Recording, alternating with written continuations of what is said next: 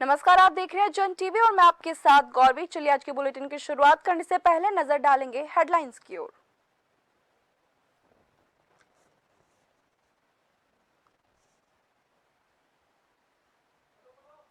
CM Dhami ने एक बार फिर लव जिहाद पर दिया बयान। कहा, जो भी इसमें संलिप्त पाए जाएंगे उन पर होगी सख्त कार्रवाई। प्रदेश में चलेगा सत्यापन अभियान। उत्तराखंड के पूर्व सीएम त्रिवेंद्र रावत का सियासी बयान। नाथूराम गोडसे को बताया देशभक्त। प्रतिक्रिया के बाद कांग्रेस में आक्रोश, पुतला किया दहन।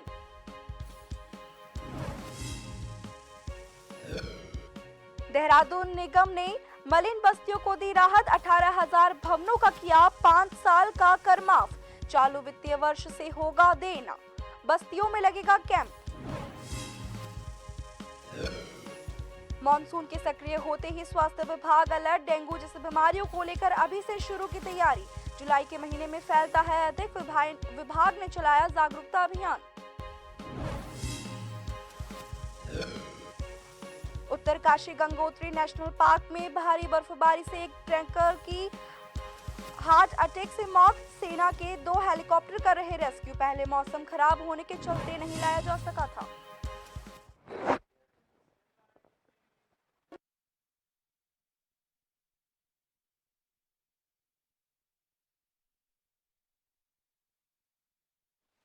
अब खबरें विस्तार से।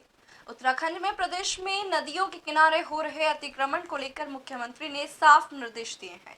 उन्होंने कहा है कि अतिक्रमण एक गंभीर विषय है और इसे किसी भी कीमत पर बर्दाश्त नहीं किया जाएगा।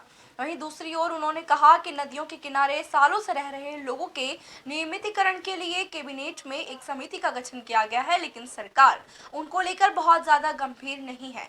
जिनको लेकर किसी प्रतीक जैसे मंदिर या मस्जिद के रूप में सरकारी जमीनों पर कब्जा किया हुआ है। उन्होंने कहा कि जिन लोगों ने जबरन कब्जे किए हुए हैं वे खुद ही अपने कब्जों को हटा ले, अन्यथा उनके विरुद्ध कड़ी कार्रवाई होगी और सरकार उन अवैध कब्जों को हटाकर ही मानेगी।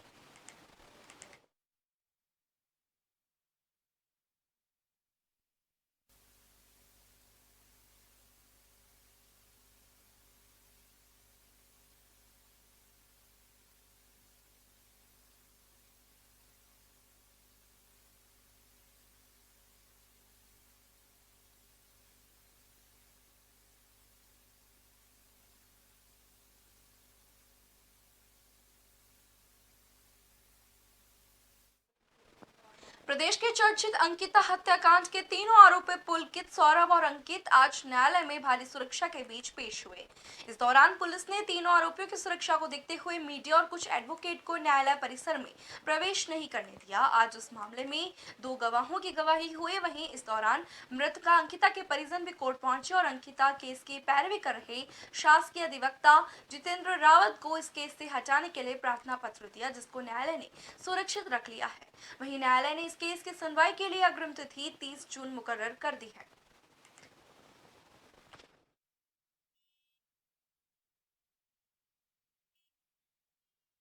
आज अंकिता हत्याकांड में 2 गवाह मनवीर और आयुष आए थे और मनवीर और आयुष की इसमें गवाही हुई, किंतु बहुत ही माहौल बड़ा गर्म था, क्योंकि उनके फादर द्वारा एक प्रार्थना पत्र वहाँ पर दिया गया कि शासकीय अधिवक्ता को हटाने हेतु, किंतु उसमें मैडम ने उसको सुरक्षित रख लिया और उसमें एडीजीसी जितेंद्र रावत द्वारा उसमें बयान कराया गया और हमारे द्वारा उसको असिस्ट किया गया।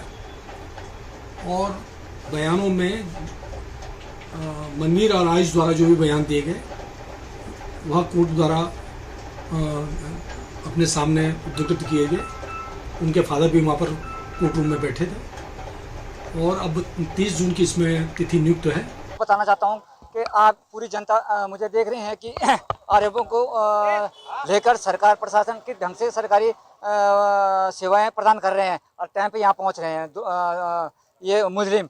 और मेरे जो पीड़ित जो मैं अंकिता भंडारी का मैं पिता हूँ, मैं दर ठोके सुबह 5 बजे से मैं 5 बजे अपने स्टेशन में पहुँच गया था और अब 3 गाड़ियाँ चेंज करके यहाँ कोर्ट परिसर कोटद्वार में पहुँचा हूँ। तो आप ही देखिए। और बाकी मैं आपको जो है, मैं यहाँ पे गवाहों के बयान सुने नहीं आया हूँ। मैं अमित जो ये जितेंद्र रावत जी जो हमारे सरकारी वकील हैं, इनका मैं बहिष्कार करने यहाँ पे आया हूँ। उत्तराखंड के हल्द्वानी शहर के नवीन मंडी में लंबे समय से अवैध शराब बेचने और पिलाने का धंधा चलते आ रहा है, मगर यहां से कुछ दूरी पर पुलिस चौकी ने आज तक ही शायद ही कोई कार्रवाई की हो। आज शहर की मंडी में अवैध शराब बेचने और यहां स्थित तमाम होटलों में शराब परोसने की खबर सिटी मजिस्ट्रेट ऋचा सिंह ने टीम के साथ मंडी में इन ठिकानों पर छापेमारी करते हुए बड़ी संख्या में अवैध शराब पकड़ी। इधर उनकी इस कार्रवाई से एक तरफ जहां शराब माफियाओं में खलबली मच गई, तो वहीं दूसरी ओर उनकी इस कार्रवाई से कई लोग खुश नजर आए। आपको बता दें कि जैसे ही मंडी क्षेत्र में छापेमारी अभियान शुरू हुआ, कई लोग दुकान बंद करके चले गए। बता दें कि इस कार्रवाई में टीम ने 112 गुलाब क्वार्टर, 9 गुलाब हाफ और 18 क्वार्टर शराब की बोतलें बरामद की है। क्षेत्र में एक मतलब केस और दर्ज किया गया था, कल शाम को ही कर रखा है, कल रात में, और लगातार कार्रवाई की जाती रही है। मैडम के साथ भी की जाती रही है और सेल्फ भी करते हैं। तो ऐसे लगभग अभियुक्त तो फरार है, फिलहाल अभियुक्त तो फरार है, उसके बारे में जानकारी ली जाएगी। बाकी 112 पौवे हैं और 8 हद्दे हैं, तो टोटल इतनी मात्रा में शराब है। तो इसमें बाकी धारा आपके अधिनियम की धारा 60 के अंतर्गत कार्रवाई करेगी। जन सुनवाई के समय इसमें एक मामला आया था कि शहर में अवैध रूप से शराब की बिक्री हो रही है, जिस क्रम में मुझे निर्देशित किया गया था मैम के द्वारा। और इसमें मैंने आज मंडी में एक कैंटीन थी, उसमें जानकारी मिली थी कि अवैध रूप से शराब की बिक्री की जा रही है। तो यहाँ जब आबकारी की टीम के साथ चेक किया गया तो मौके पर शराब बरामद हुई है और इसमें कैंटीन जो संचालक है उस उत्तराखंड में लगातार बढ़ रहे लव जिहाद के मामलों को लेकर सीएम पुष्कर सिंह धामी ने एक बार फिर कहा कि सरकार की तरफ से इसमें कोई कोताही नहीं बरती जाएगी। डेमोग्राफिक बदलाव के चलते जो भी लोग इसमें संलिप्त पाए जाएंगे उन पर सख्त कार्रवाई की जाएगी। सरकार जल्द ही प्रदेश में सत्यापन अभियान चलाएगी और डेमोक्रेटिक बदलावों के सारे आंकड़े एकत्रित करेगी। साथ ही आज के समय में तकनीक का उपयोग करके पबजी और BGMI जैसे गेमों का उपयोग करके धर्मांतरण जैसे रैकेट चलाए जा रहे हैं। इसको लेकर सीएम धामी ने कहा कि सरकार इस पर नकेल कसने जा रही है और लोगों को इसके प्रति जागरूक करने का कार्य करेगी।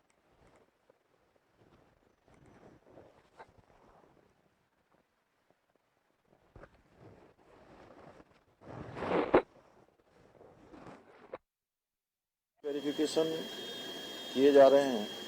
कोई भी अगर संदिग्ध पाया जाता है, संदेह जिसके ऊपर होता है, तो उसकी पूरी जांच होगी और जांच में कहीं भी पाए जाने पर सख्त कार्रवाई भी होगी।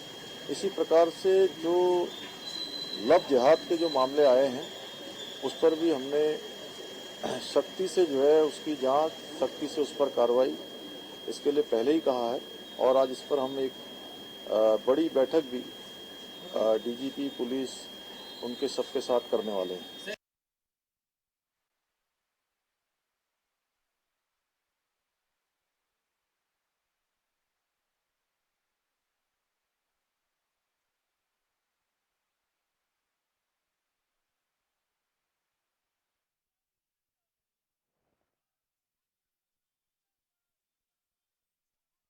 महानगर कांग्रेस कार्यकर्ताओं ने महानगर अध्यक्ष जसविंदर सिंह गोगी के नेतृत्व में त्रिवेंद्र रावत और भाजपा सरकार का जमकर विरोध करते हुए पुतला दहन किया। दरअसल हाल ही में उत्तराखंड के पूर्व मुख्यमंत्री त्रिवेंद्र रावत के बयान ने सियासी हलचल तेज कर दी है। पूर्व मुख्यमंत्री त्रिवेंद्र रावत के बयान में उन्होंने महात्मा गांधी के हत्यारे नाथूराम गोडसे को देशभक्त बताया था। त्रिवेंद्र रावत के इस बयान के बाद कांग्रेस कार्यकर्ताओं के भीतर आक्रोश साफ तौर पर नजर आ रहा है। कांग्रेस महानगर अध्यक्ष जसविंदर सिंह गोगी के मुताबिक पूर्व मुख्यमंत्री त्रिवेंद्र रावत का ये बयान उनकी और भाजपा की ओछी मानसिकता को दर्शाता है।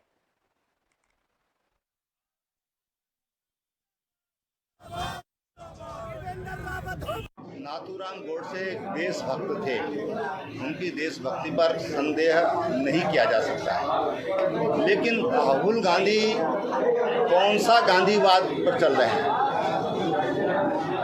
गांधी जी ने जो स्वदेशी की बात करी, ये कौन से स्वदेशी की बात कर रहे हैं? ये जनेऊ कोर्ट के बाहर लटका करके और गांधीवादी बनना चाहते हैं, तो उसको जनता समझती है।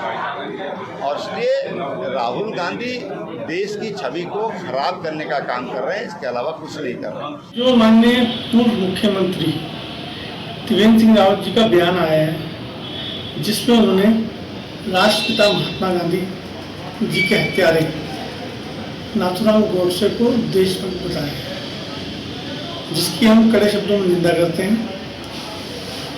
और इस वक्तव्य जो माननीय मुख्यमंत्री जी ने दिया है, पूर्व मुख्यमंत्री जी ने दिया है, इससे उनकी मानसिकता और सोच पता चलती है, और किस पार्टी से ताल्लुक रखते हैं उस पार्टी की भी सोच पता चलती है। मैं पूछना चाहूँगा, प्रदेश भाजपा के जो शीर्ष नेतृत्व है, क्या वो महात्मा गांधी जी जैसे लोगों का देश चाहते हैं, भारत देश चाहते हैं? क्या वो भारत देश गोडसे जी का चाहते हैं? मैं बताना चाहूँगा आपको कि भाजपा के नेताओं की कथनी और करने में जमीन आसमान का फर्क है, और इस तरह के वक्तव्य पहले भी कई बार दे चुके हैं और कृत्य कर चुके हैं। उत्तराखंड के हल्द्वानी में कांग्रेस के कार्यकर्ताओं ने भारतीय जनता पार्टी उत्तराखंड के पूर्व मुख्यमंत्री त्रिवेंद्र सिंह रावत का पुतला फूंका और भाजपा के खिलाफ नारेबाजी की। आज बुद्ध पार्क के अंदर जिला कांग्रेस कमेटी के आह्वान पर हल्द्वानी विधायक सुमित के नेतृत्व में भारत के जनता पार्टी का पुतला दहन किया गया। इस मौके पर सुमित ने कहा कि आज भाजपा की विचारधारा सामने आ गई है। भाजपा जिस प्रकार से स्वच्छता अभियान में महात्मा गांधी के चश्मे को चोरी करती है और उन्हीं हत्यारों को देशभक्त कहती है।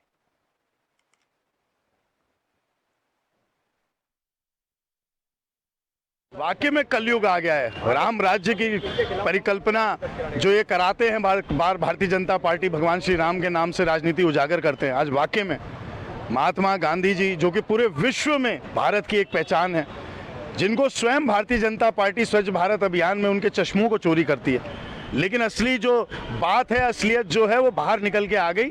गॉडसे की विचारधारा के लोग आज इस देश के और प्रदेश की सत्ता पे काबिज हैं। त्रिवेंद्र सिंह रावत जी के बयान ने साफ दिखा दिया।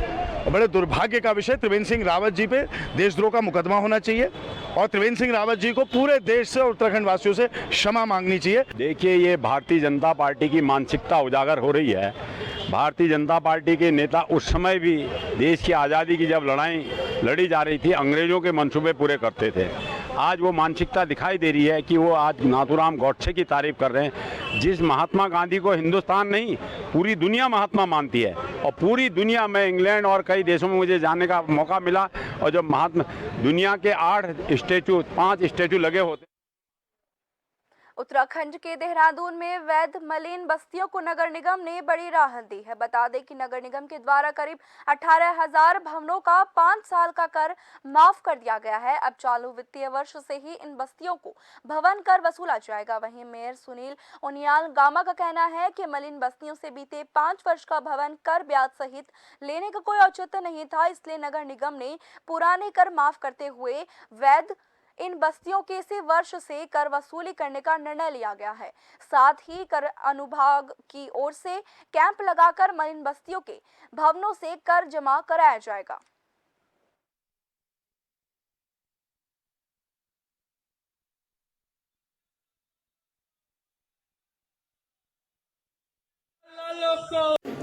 कि बड़े लंबे समय से जो है मलिन बस्तियों का टैक्स नहीं लिया जा रहा था।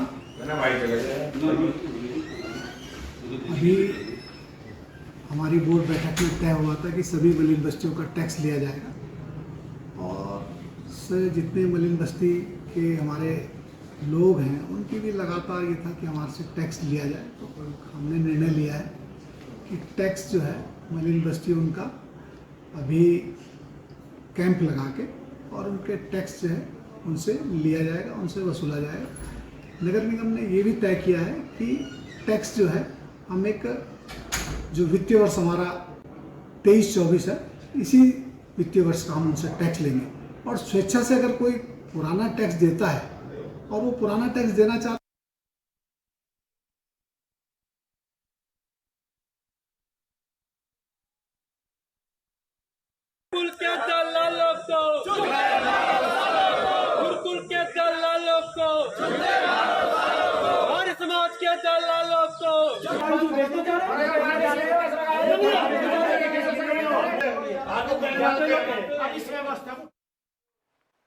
उत्तराखंड के कोटद्वार में दुगड़ा ब्लॉक के रामा गांव में राजकीय एलोपैथिक चिकित्सालय जर्जर भवन में चल रहा है।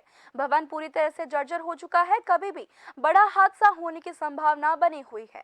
मरीज और डॉक्टर की जान हमेशा खतरे में रहती है। वहीं इलाज के लिए आने वाले मरीजों की जान हमेशा खतरे में बनी रहती है। ये स्वास्थ्य केंद्र 3 ब्लॉकों के मरीजों को देखता है। इसके बावजूद स्वास्थ्य विभाग इस ओर कोई ध्यान नहीं दे रहा है, जबकि डॉक्टर और स्थानीय निवासियों ने कई बार लिखित में स्वास्थ्य विभाग को अवगत करवाया है।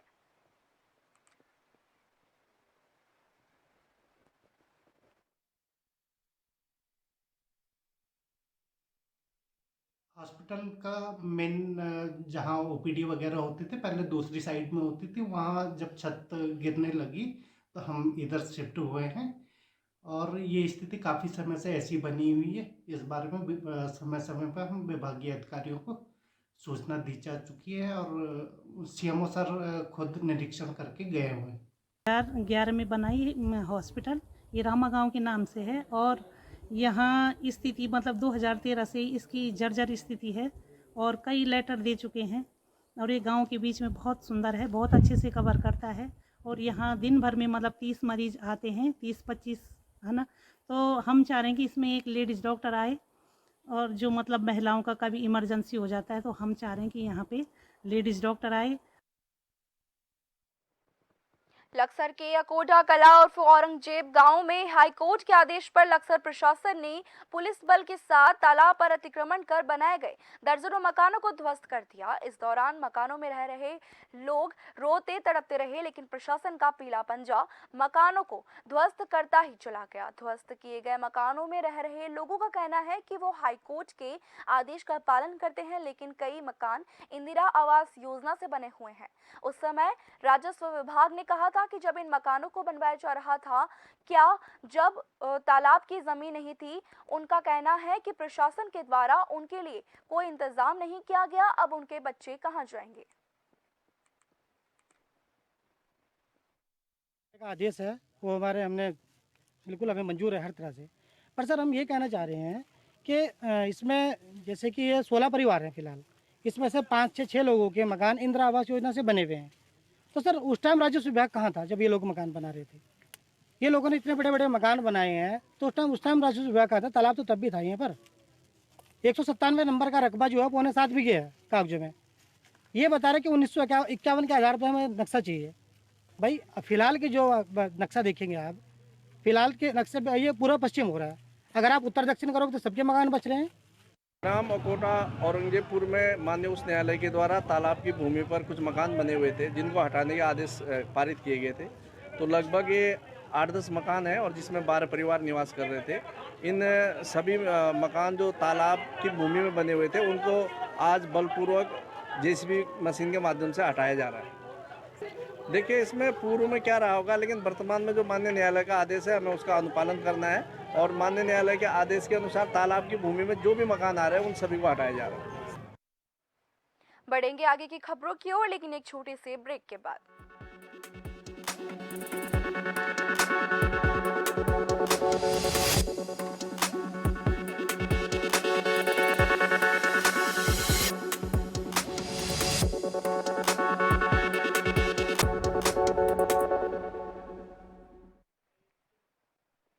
ब्रेक के बाद एक बार फिर से आपका स्वागत है। बढ़ेंगे खबर की ओर।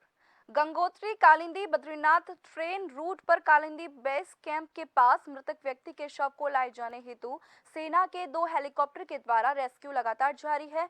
आपको बता दें कि उत्तरकाशी गंगोत्री नेशनल पार्क में भारी बर्फबारी से 38 सदस्य ट्रैकर का दल गया था। वहीं 37 लोग सुरक्षित वापस आ गए थे और गाइड की हार्ट अटैक से मौत हो गई थी। खराब मौसम के कारण शव को हम वापस वो नहीं ला सके थे।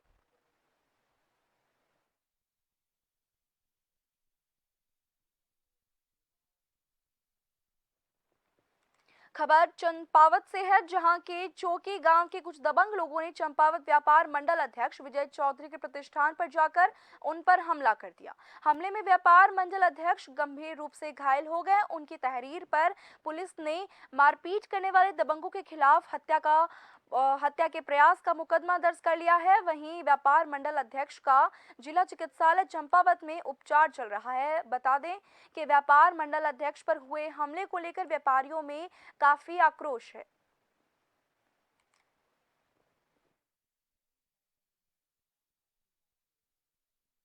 हाँ, हमारे पास कल व्यापार मंडल अध्यक्ष जो यहाँ चंपावत के हैं विजय चौधरी जी, इनकी तरफ से एक तहरीर आई है। इनके साथ कुछ लोगों ने इनके दुकान में जाकर के मारपीट की है, जिसमें उनको काफ़ी गंभीर चोट आई थी।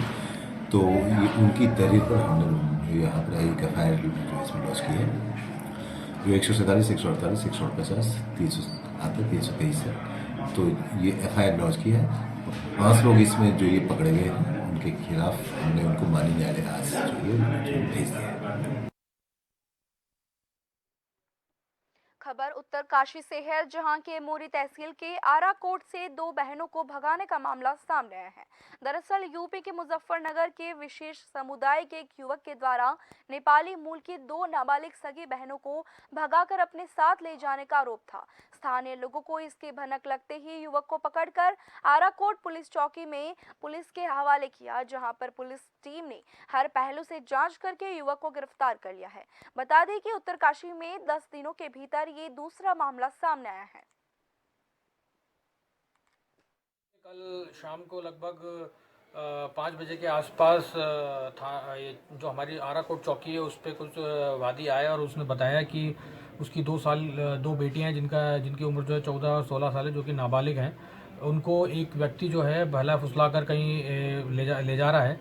इस पे जो है तत्काल संज्ञान लेते हुए हमने मौका तस्दीक की, आसपास थानों से संपर्क किया, तो हमको पता चला कि इस तरह का कोई व्यक्ति जो है वो त्यूणी क्षेत्र में है। तो इस पर तत्काल जो है मुकदमा ही पंजीकृत कर लिया गया और उसके बाद जो है हमारी टीम जो है मोरी थाने की वो त्यूणी गई और वहाँ पे उसकी गिरफ्तारी की गई। और जो है इस व्यक्ति को जो है आज जो है सक्षम न्यायालय में पेश किया जा रहा है। और उत्तराखंड के देहरादून में बरसात के मौसम को देखते हुए स्वास्थ्य विभाग अभी से ही अपनी तैयारी में जुट चुका है।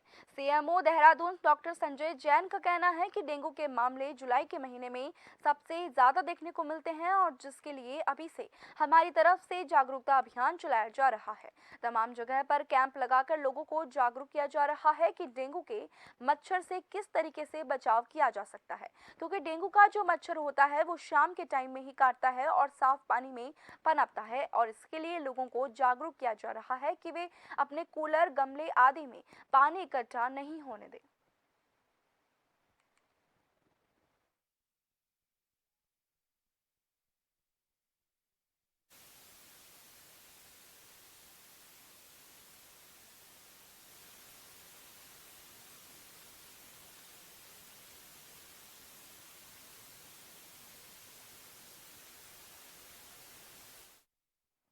हल्द्वानी समेत मैदानी इलाकों में लगातार पारा चढ़ता जा रहा है। पिछले दिनों हुई बारिश के बावजूद भी हल्द्वानी शहर के कई हिस्सों में पेयजल संकट लगातार गहराता जा रहा है।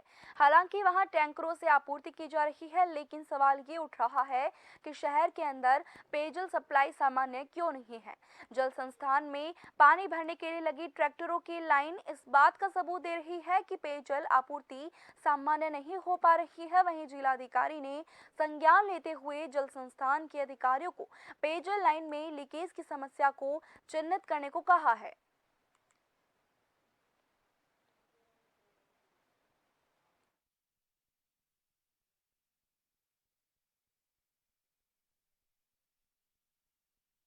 अभी जो है वाटर कंजर्वेशन को लेकर और वाटर का जो भी रिजुविनेशन है सोर्सेज का, उनको लेकर बहुत सारे प्रोजेक्ट राज्य सरकार के भी और भारत सरकार के भी चल रहे हैं। एक कैच द रेन अभियान चलता है जिसमें भी हमारा जिला जो है सम्मिलित है, जिसमें वर्षा जल संग्रहण को लेकर जो है एक बड़े विभिन्न प्रकार के प्लान्स करे जाते हैं, बहुत सारी कार्रवाइयाँ होती हैं।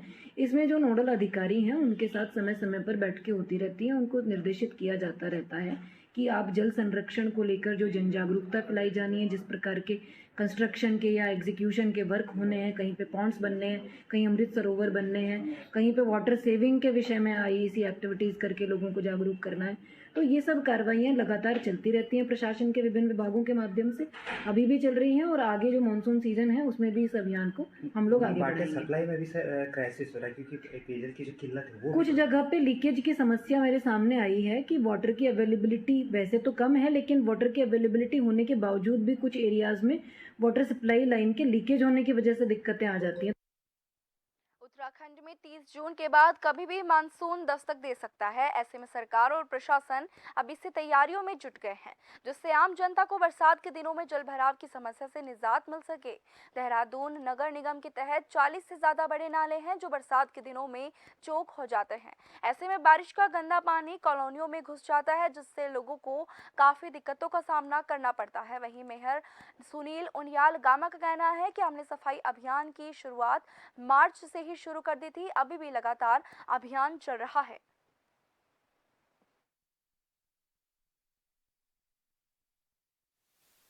जितना भी ये नालों का काम है सफाई का, ये बरसात से पहले पहले सब काम होने हैं और सिंचाई विभाग ने भी काम प्रारंभ किया है और नगर निगम ने भी जो है मार्च से जो है हमने सफाई का काम हमने प्रारंभ किया था। मैं मोनी रोड से मैं स्वयं वहाँ गया था जिस दिन इसका हमने शुभारंभ किया था। तो आज हमने काफ़ी नदी नाले साफ़ किए हैं और जो बचे हुए हैं, जो कुछ काम हमने सिंचाई विभाग को भी दिया है, वो भी काम तेज़ी के साथ कर रहे हैं। मुझे लगता है कि बरसात से पहले पहले ये सब साफ हो जाए। आज के बुलेटिन में बस इतना ही। आप दीजिए मुझे इजाजत। नमस्कार।